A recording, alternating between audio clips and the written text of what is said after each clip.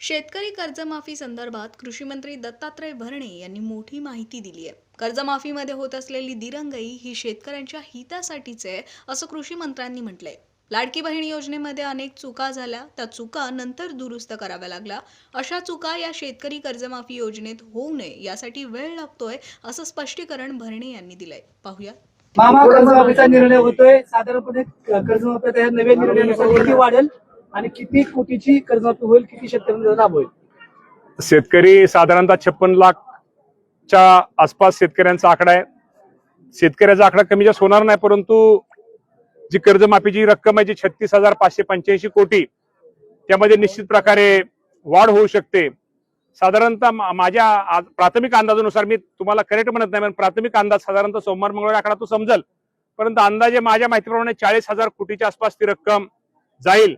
आणि निश्चित प्रकारे या राज्यातील या अडचणीच्या काळामध्ये माझ्या शेतकऱ्यांना कुठलीही निवडणूक समोर नसतानाही या राज्याचे मुख्यमंत्री देवेंद्र फडणवीस साहेब असतील, एकनाथजी शिंदे साहेब असतील, सुनेत्रावहिनी पवार साहेब असतील, या सर्वांचे एक राज्याचा शेतकऱ्यांचा प्रतिनिधी, राज्याचा कृषी मंत्री म्हणून मी या तिघांचेही आभार मानतो. कधीपर्यंत शिक्कामोर्तब होईल? म्हणजे सतत आपल्या सर्वांना माहित आहे तारखा वगैरे चेंज होण्याची मी आपल्या माध्यमातून सगळ्या शेतकरी बांधवांना सांगतो. ही गोष्ट खरी आहे की राज्याचे मुख्यमंत्री देवेंद्र फडणवीस साहेबांनी आणि आम्ही सुद्धा 30 जून ही तारीख दिली होती, परंतु आपल्या सगळ्यांना माहित आहे कर्जमाफीची रक्कम ही पुरवणी बजेटमध्ये होती आणि पुरवणी बजेट हे अधिवेशनामध्ये ते चर्चेला गेले आणि ते मंजूर होतं. आणि ते मंजूर झाल्यानंतर त्याच्यावरती राज्यपालांची स्वाक्षरी होते. कदाचित 1-2 दिवसामध्ये राज्यपालांची स्वाक्षरी ही होणार आहे. आणि दुसरं आम्ही सांगितल्यानंतर आम्हाला दुसरी एक अडचण होती की आपल्याला माहित आहे ही कर्जमाफी या राज्यातील जे गरीब शेतकरी, या गरीब शेतकऱ्यांसाठी आहे. इन्कम टॅक्स भरणाऱ्या जे मोठे शेतकरी त्यांच्यासाठी नाही आहे.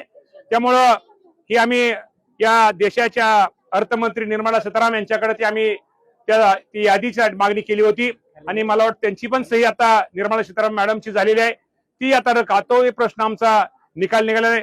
एक 4-2 दिवसांमध्ये आम्हाला ती संपूर्ण जे IT भरणारे शेतकरी आहेत, इन्कम टॅक्स भरणारे शेतकरी, त्यांची यादी आम्हाला मिळेल आणि राज्यपाल महोदयांची शेतकरी सही पण आता होईल. त्यामुळे शेतकरी कर्जमाफी आणि आता फक्त आकडे चेंज होतील, त्यामुळे 4-8 दिवस थोडे उशीर लागेल. कारण का आपल्याला माहिती आहे की मुख्यमंत्र्यांनी ज्या 2 अटी होत्या, महात्मा फुले कृषी कर्जमुक्तीच्या शेतकरी कर्जमुक्तीची आणि आपल्याला प्रोत्साहन ह्याची शेतकऱ्याची जे रेग्युलर कर्ज भरतात त्यांच्या, या दोन्ही अटी राज्याचे मुख्यमंत्री यांनी शिथिल केल्यामुळे त्यामुळे निश्चित प्रकारे आता थोडं यादीमध्ये थोडं कमीजास्तपणा होईल. परंतु लवकरात लवकर, माझ्या माहितीप्रमाणे लवकरात लवकर मी तर फक्त तो नक्की ऑगस्ट उघडणार नाही, जुलैच्या अगोदरच माझ्या शेतकऱ्यांना कर्जमाफी मिळेल असा 100% आम्हाला एकंदर अंदाज आहे. आणि ती माफी मिळण्यासाठी आमच्या सगळ्यांचा, राज्याचे मुख्यमंत्री आणि आमच्या सगळ्यांचा त्या बाबतीमध्ये प्रयत्न राहील. राज्यातलं सगळीकडे पाऊस पडलाय, पण आता मराठवाडा विदर्भामध्ये पाऊस नाही आता सध्या, आणि त्यात बोगस बियाणांचं फार मोठं ते झालं. 100% पाऊस राज्यामध्ये झालेला आहे, पण काही ठिकाणी ज्यादा पाऊस झालेला आहे, काही ठिकाणी कमी पाऊस झालेला आहे. ज्यादा ठिकाणी पाऊस झालेला आहे, अजूनही तिथे पेरणी वापसा नसल्यामुळे पेरणी नाही, जिथं कमी पाऊस झाला तिथं ओलावा नसल्यामुळे पेरणी नाही. परंतु तरीही साधारणतः राज्यामध्ये आज अखेर खरीपाची पेरणी 60% वर गेलेली आहे आणि उरलेली 30-40% पेरणी साधारणतः या जुलै महिन्याच्या एंडला होईल. आणि बियाण्याच्या बाबतीमध्ये तुम्ही सांगितली ही गोष्ट खरी आहे की सोयाबीन बियाच्या बाबतीमध्ये असं काही ठिकाणी अनेक ठिकाणी तक्रारी आलेल्या आहेत की त्याचे नमुने पण आपण सगळ्यांनी तपासलेले आहेत. आणि या बाबतीमध्ये ज्या बियाणे कंपनीने चुकीचं बियाणे दिलेलं आहे किंवा फसवणूक केली, त्या बाबतीमध्ये त्या बियाणे कंपन्यावरती कारवाई तर नक्की केली जाईल आणि त्या शेतकऱ्याला कशी मदत करता येईल तो प्रयत्न आमच्या सरकारचा राहील. गोगलगाईचा पण प्रादुर्भाव आहे, या बाबतीमध्ये काय करता येईल ते आम्ही प्रयत्न करतोय. तोही पंचनामा, शेतकऱ्यांचा गोगलगाईमुळे ज्या पिकांचं नुकसान होईल तोही पंचनामा करण्याच्या सूचना आम्ही आमच्या कृषी आणि महसूल अधिकाऱ्यांना दिलेल्या आहेत. मामा, या अटी शिथिल केल्यामुळे राज्याच्या तिजोरीवरती 4 ते 5 हजार कोटी रुपयांचा भार पडणार आहे, तर याचं मॅनेजमेंट सरकार कसं करणार आहे? मॅनेजमेंट आमच्याकडे यादी तयारच आहे, फक्त 50,000च्या ऐवजी 2 लाख रुपये करणार आहे आम्ही. फक्त प्रोत्साहनच्या ह्याच्यामध्ये त्या कमी जास्त शेतकरी होतील. मंत्री दत्तात्रय भरणेंनी खातीटोपपणे सांगितलं होतं की 30 जूनला कर्जमाफी होईल, त्याच्यानंतर 5 तारीख दिली. आता तुम्ही 8 दिवस म्हणताय, मागच्या आठवड्यात 8 दिवस म्हटलं होतं. तुम्ही शेतकऱ्यांना तारीख सांगता आहात का? छातीटोकपणे सांगणं म्हणजे तेच मी तुम्हाला सांगितलं की शेवटी विधानसभेचं जे अधिवेशन चालू आहे त्यामध्ये पुरवणी बजेट चालू आहे. त्या पुरवणी बजेटमध्ये त्या रकमेची तरतूद केलेली आहे. 20,000 कोटीची पहिल्यांदा तरतूद केलेली आहे.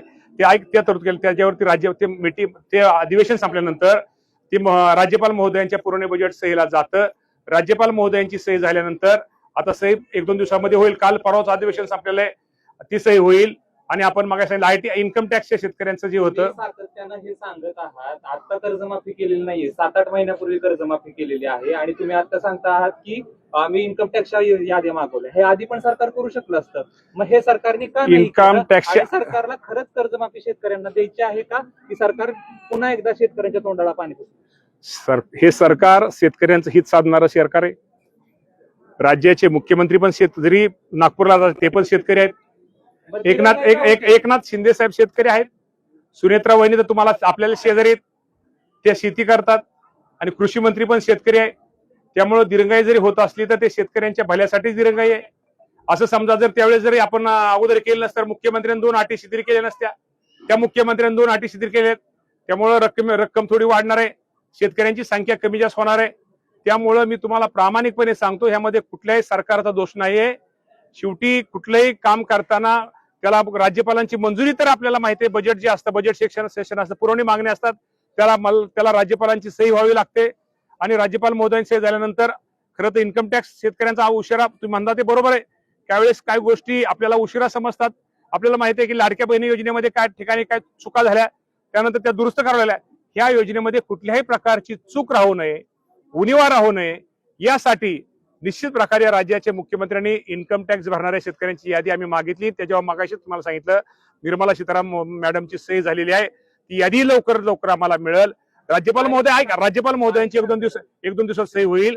मी तुम्हाला एवढं सांगतो की आज मी तारीख सांगितल्यानंतर परत तुम्ही म्हणसाल 5 जे करायचे ते आम्हाला शेतकऱ्या ऐका ना, जुलै महिन्याच्या अखेरीला नक्की त्याच्या अगोदर होऊ शकतं, मी म्हणत नाही तुम्हाला. पण आता मी जर तुम्हाला म्हटलं तुम्ही 5 म्हणसाल 30 म्हणसाल, जे काय थोडा उशीर होतोय तो शेतकऱ्यांच्या भल्यासाठी होतोय, शेतकऱ्यांच्या हितासाठीच होतोय. त्यामुळे काळजी करू नका. जुलै अखेरच्या अगोदर, त्याच्या अगोदर कधी होऊ शकते, पण या राज्यात आता जुलै महिन्याच्या अखेरीला जेवढी आपल्याला लवकरात लवकर कशी होईल 2026 मध्येच होईल. आणि निश्चित प्रकारे एवढं मी तुम्हाला सगळ्यांना सांगतो. अंतिम डेडलाईन समजायची सरकारची अंतिम डेडलाईन आमचा प्रयत्न फक्त यादी आम्हाला फक्त होऊ द्या, पण अंतिम हरकत नाही, तुम्ही म्हटलं तरी हरकत नाही. मामा, सातत्याने एक मागणी केली जाते, ज्यांनी रेग्युलर पीक कर्ज घेतलंय त्यांचं काय? सध्या महिलाचा प्रश्न विचारतात, जर तुम्ही शेतकऱ्यांना त्यांना सन्मान दिली महिला शेतकऱ्यांना बँका पैसे देत नाहीत 50,000 रुपये. गेल्या वेळेस पण दिले नाही त्यांनी सानुग्रह अनुदान. या बाबतीमध्ये निश्चित प्रकारे जे रेग्युलर कर्ज भरतात त्यांना 50,000 रुपये प्रोत्साहन अनुदान सरकारने दिलेले. या बाबतीमध्ये काही तक्रारी असल्या, काही सूचना असल्या, त्यामध्ये निश्चित प्रकारे त्या तक्रारीचं निरसन केलं जाईल आणि सगळ्याच शेतकऱ्यांना मदत ही केली जाईल. लाडक्या बहिणीमुळे सरकारच्या तिजोरीवरती ताण आलाय, त्याच्यामुळे लाडकी तिजोरी नाही, अजिबात लाडक्या बहिणीमुळे कधीच ताण येत नाही. घरात पण ताण येत नाही, भावाकडे पण ताण येत नाही, आणि नवऱ्याकडे पण ताण येत नाही. शेवटी लाडकी बहीणच असते. त्या बहिणीचं प्रेम हे वेगळं असतं. त्यामुळे लाडक्या बहिणीला अजिबात काळजी करू नका, अजिबात ताण नाही. लाडक्या बहिणीचा पण ताण नाही आणि आम्हाला कर्जमाफीचा पण ताण नाही. हे सरकार शेतकऱ्यांचे आणि महिलांचं हित साधणारं सरकार आहे. आपण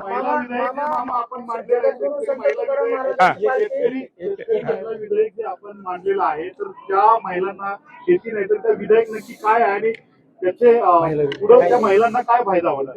त्या शेतमजूर आहे, आपल्याला माहिती आहे की अनेक महिलांच्या नावावरती सातबारा नसतो. घरात जरी शेतकरी असला तर पुरुषाच्या नावावर असतो, त्या महिला शेतकऱ्याच्या नावावर नसतो.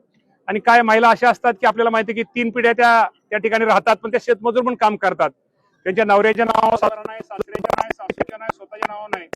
काही महिला शेतीमध्ये काम करतायत, काही महिला दूध व्यवसायामध्ये काम करतायत, काही महिला पोल्ट्री व्यवसायामध्ये काय काम करतायत, काही महिला मच्छीमारीच्या व्यवसायामध्ये काम करतात. अशा अनेक व्यवसाय आहेत की तेंडू पत्ता वगैरे असेल, ज्या महिलाच्या कुटुंबामध्ये कुणालाही सातबारा नाहीये, परंतु शेतामध्ये शेतीशी पूरक असणाऱ्या व्यवसायामध्ये ते काम करतात.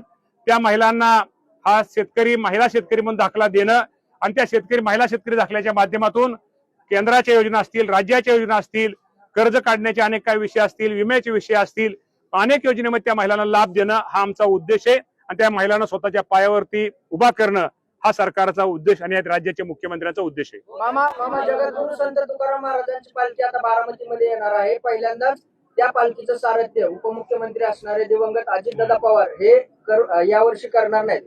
काय भावना आहेत आपल्या? भावना तर खूप दुःखदायक आहे. आपल्या सर्वांना माहिती आहे की दादांसारखा नेता आज आपल्यामध्ये राहिलेला नाहीये. दादा होते, सर्वसामान्य माणसासाठी काम करणारा नेता, सर्वसामान्य आमच्या महिला भगिनींचं विधेयक आणणारा नेता, सर्वांसाठी काम करणारा नेता. आणि किती बारका माणूस असला, त्या बारक्या माणसाच्या कामासाठी किती समोर मोठा माणूस असला, त्याला अंगावर घेणारा नेता आपल्याला राहिला नाही, त्याचा निश्चित प्रकारे आम्हा सर्वांना दुःख आहे. आणि दादांचं नसणं निश्चित प्रकारे आम्हा सगळ्यांना दुःखदायक आहे.